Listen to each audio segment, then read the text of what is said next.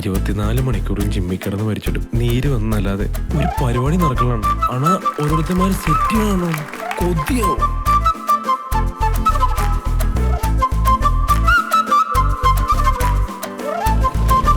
പിന്നെ ഈ പെണ്ണെന്ന് പറയുന്നത് പണ്ടാരാണ്ട് പറയുന്നത് പോലെ പൂച്ചക്കുട്ടിയാണ്.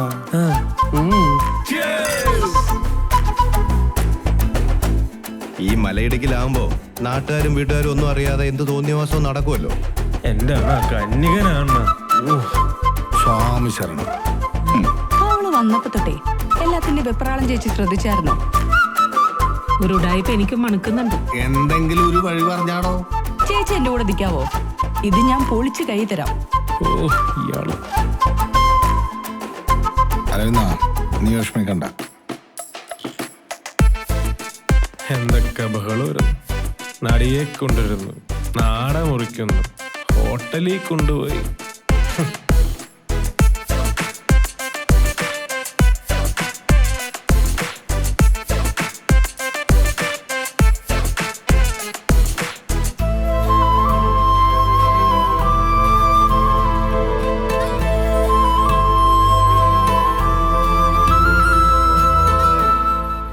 ആ സംഭവം നമ്മളെ കൂടാതെ വേറെ ആർക്കും അറിയാവുന്നേ?